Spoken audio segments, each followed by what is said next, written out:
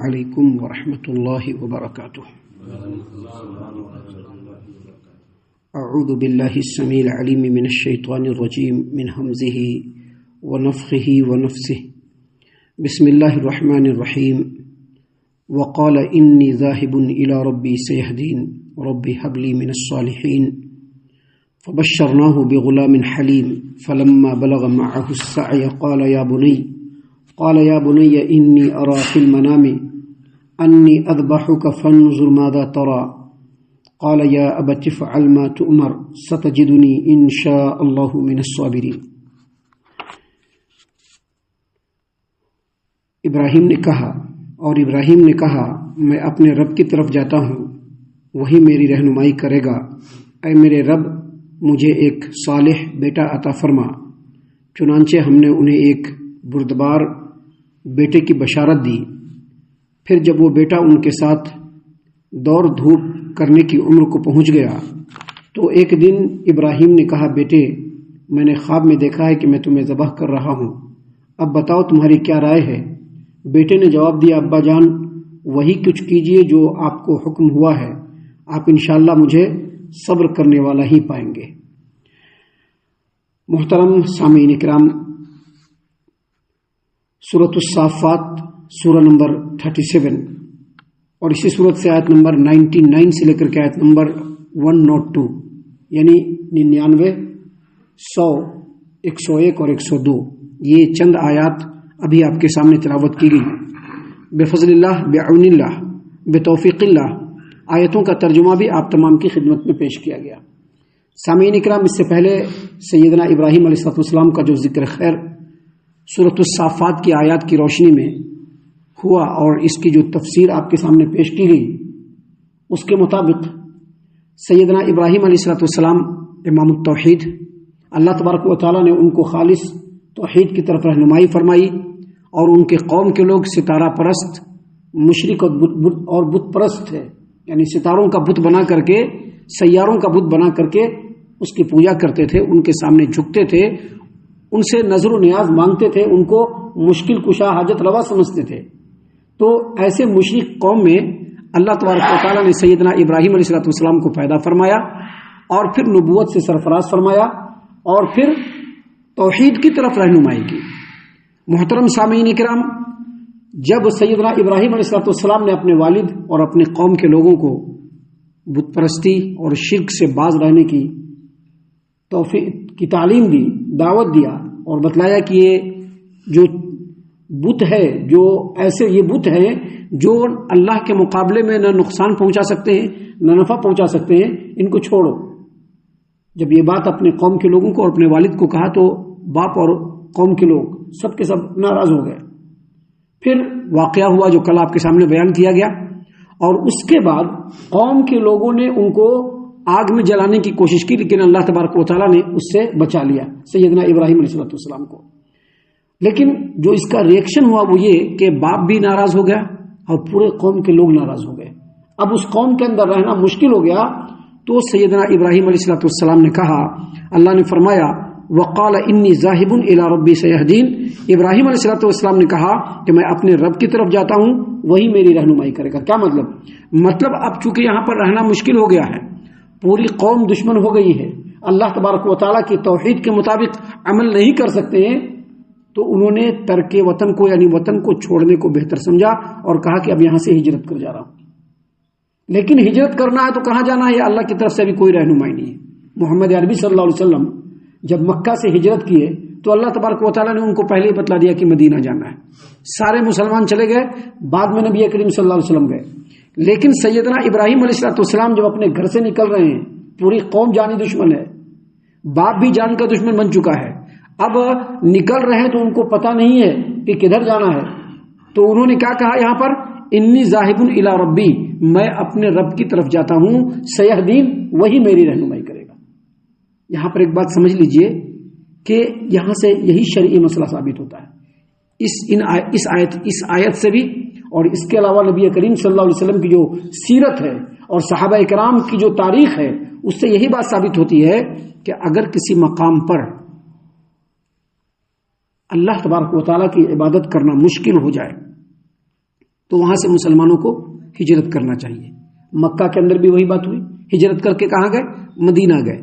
تو انسان کے لیے سب سے بڑی چیز ہے اللہ تبارک و تعالیٰ کی اطاعت, اللہ تبارک و تعالیٰ کی عبادت, توحید پر گامزن رہنا, اس کے تقاضوں کو پورا کرنا. سامعین کرام, اللہ تبارک و تعالیٰ نے قرآن کریم میں اسی بات کو وضاحت سے بیان فرمایا ہے, وَأَرْضُ اللَّهِ وَاسِعَةً فَتُهَاجِرُوا فِيهَا. دیکھو اللہ کی زمین تنگ نہیں ہے, اللہ کی زمین بڑی کشادہ ہے. لہذا جب بھی تم کو ایسا لگنے لگے کہ اب یہاں پر اللہ تبارک و تعالیٰ کی اطاعت, اللہ تبارک و تعالیٰ کی عبادت مشکل ہو رہی ہے, تو پھر وہاں سے ہجرت کر جاؤ.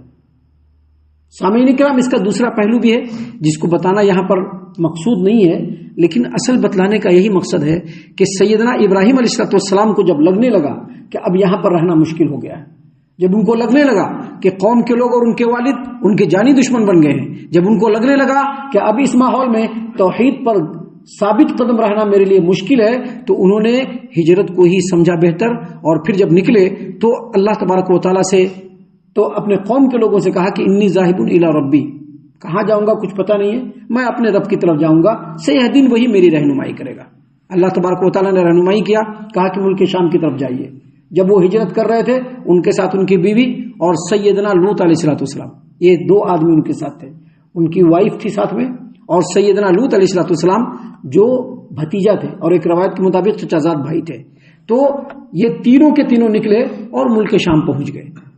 محترم سامعین کرام, یہاں پر یہ بات بھی وضاحت کے ساتھ ثابت ہوتی ہے کہ جب انسان اللہ تبارک و تعالیٰ کو راضی کرنے کے لیے اپنے قدم کو آگے بڑھاتا ہے, اللہ تبارک و تعالیٰ اس کے لیے راستے کھول دیتا ہے, جیسا کہ ابراہیم علیہ السلام کے ساتھ ہوا. ملک شام پہنچ گئے, وہاں سے لوط علیہ السلام کو سودوم کے علاقے میں بھیج دیا, وہاں وہ دعوت و تبلیغ کا کام کرنے لگے. خود سیدنا ابراہیم علیہ السلام ملک شام میں رہنے لگے.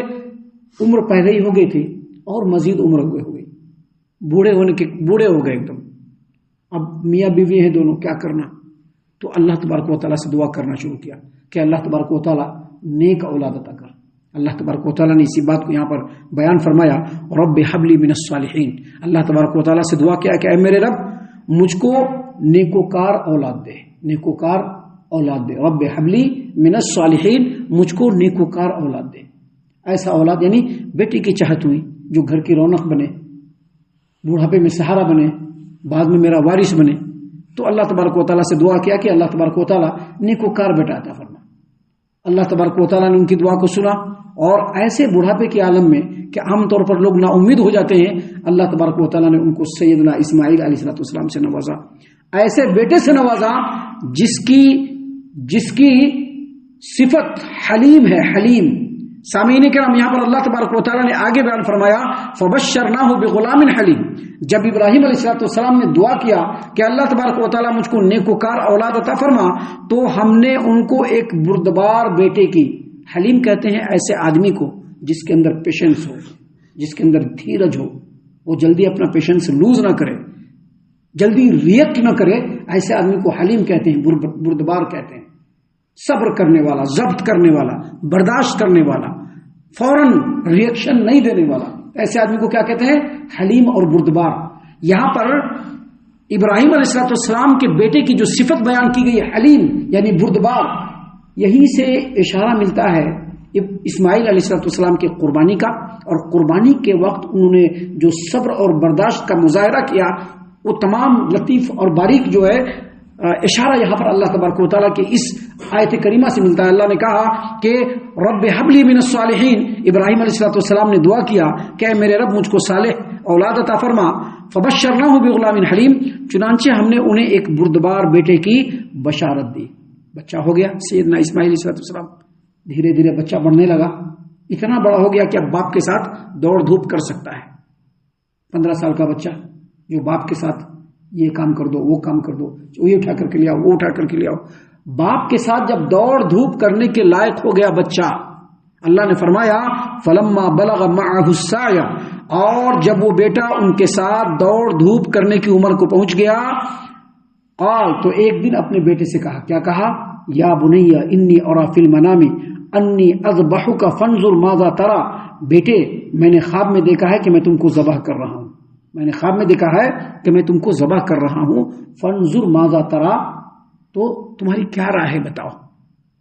سب سے پہلے یہ سمجھ لیجئے کہ بعض مفسرین نے یہ بیان کیا ہے کہ سیدنا ابراہیم علیہ السلام نے مسلسل 3 راتوں تک خواب میں دیکھا، 3 راتوں تک خواب میں دیکھا، ایک دن دیکھا، دوسرے دن بھی دیکھا، تیسرے دن بھی دیکھا کہ جس بیٹے کو اللہ تبارک و تعالیٰ سے مانگ کر کے سیدنا ابراہیم علیہ السلام نے دعا کر کے پایا تھا، جو بیٹا ان کا بڑھاپے میں سہارا بننے والا تھا، خواب میں دیکھ رہے ہیں کہ اسی بیٹے کو ذبح کر رہے ہیں۔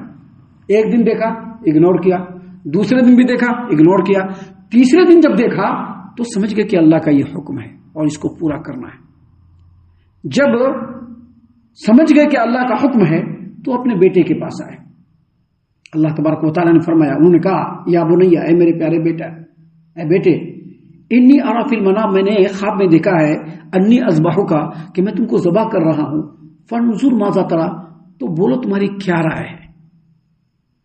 یہاں پر ایک بات سمجھ لیجئے کہ ابراہیم علیہ السلام انہوں نے جو اپنے بیٹے کو کہا کہ بھائی میں نے تم کو خواب میں دیکھا ہے کہ تم کو ذبح کر رہا ہوں، تمہاری کیا رائے، تم بتاؤ۔ یہاں پر یہ مقصد نہیں تھا کہ اگر بیٹا انکار کر دے گا تو ہم اللہ کے حکم کو نہیں مانیں گے، بلکہ یہاں پر بیٹے کو آزمانا مقصود تھا کہ ہم نے اللہ سے کون سا بیٹا مانگا تھا؟ صالح اور فرما بردار بیٹا، صالح اور فرما بردار بیٹا، یہ آزمانا مقصود تھا اللہ تعالیٰ ابراہیم علیہ السلام کا۔ اسی لیے انہوں نے بیٹے کے سامنے کہا کہ بھائی دیکھو بیٹے، میں نے خواب میں دیکھا ہے کہ میں تم کو ذبح کر رہا ہوں، تمہاری کیا رائے اس بارے میں۔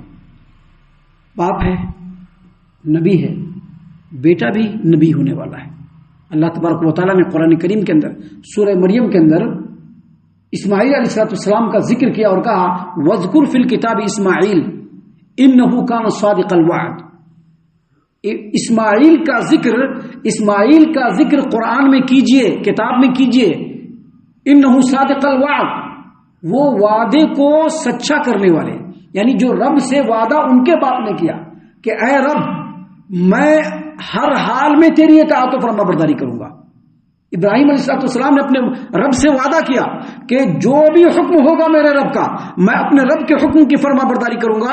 اس وعدے کو سچ کر دکھانے والا بیٹا سیدنا اسماعیل علیہ السلام۔ جب سیدنا ابراہیم علیہ السلام نے کہا کہ اے بیٹے، انی ارا فی المنام، میں نے خواب میں دیکھا ہے، انی اذبحک فانظر ماذا ترى، میں تم کو ذبح کر رہا ہوں تو بتاؤ تمہاری کیا رائے ہے۔ قال، تو اسماعیل نے کہا، کیا کہا؟ یا ابت افعل ما تؤمر ستجدنی انشاء اللہ من الصابرین، اے میرے ابا جان آپ وہی کچھ کیجئے جو آپ کو حکم ہوا ہے۔ اے میرے ابا جان آپ وہی کچھ کیجئے جو آپ کو حکم ہوا ہے۔ دیکھیے قرآن کے جو الفاظ ہیں نا، وہی اصل مفہوم اور مسئلے کو ثابت کرتا ہے۔ اللہ نے کیا فرمایا کہ اسماعیل نے کہا کہ یا ابت افعل ما تؤمر، جو آپ کو حکم دیا گیا ہے وہ کر گزریے۔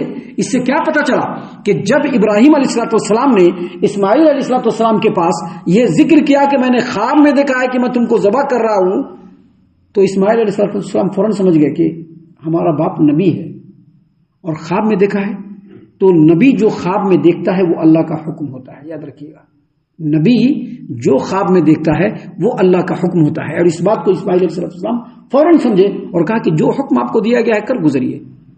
اور اس بات پر قرآن کریم کی دوسری آیات بھی ہے اور نبی کریم صلی اللہ علیہ وسلم کی احادیث مبارکہ بھی ہے کہ اگر کوئی نبی خواب میں کچھ دیکھتا ہے اللہ کا حکم تو وہ اللہ کا حکم ہوتا ہے، دوسرے لوگوں کا خواب اللہ کا حکم نہیں ہوتا ہے، لیکن نبی کا خواب اللہ تبارک و تعالیٰ کا حکم ہوتا ہے۔ اور یہی بات اسماعیل علیہ السلام نے سمجھ لیا اور اس کے بعد کہا ستجدنی انشاءاللہ من الصابرین، آپ کو جو حکم ہوا ہے کر گزریے، آپ انشاءاللہ مجھے صبر کرنے والا ہی پائیں گے، صبر کرنے والا پائیں گے، یعنی جو اللہ کا حکم ہوا ہے آپ اس کو پورا کرنے میں جو صبر کریں گے، بالکل خندہ پیشانی کے ساتھ اس حکم کو میں بھی اپنے لیے قبول کرتا ہوں۔ اور یہ ایک ایسی مثال ہے کہ اسماعیل سے پہلے یہ مثال پوری دنیا میں کہیں نہیں، اور اسماعیل کے بعد بھی پوری دنیا میں اس طرح کی کوئی مثال نہیں ہے کہ جہاں ایک طرف باپ کی خوشنودی اور رضامندی کو حاصل کیا، وہیں اللہ تبارک و تعالیٰ کی اطاعت و فرما برداری اور خوشنودی کو بھی اسماعیل علیہ السلام نے حاصل کر لیا۔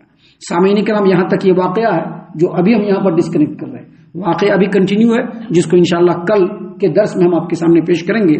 ہم اللہ سے دعا کرتے ہیں کہ اللہ تعالیٰ ہم تمام کو ان باتوں پر غور و فکر اور تدبر کرنے کے ساتھ ساتھ ان باتوں پر عمل کرنے کی بھی توفیق عنایت فرمائے، آمین۔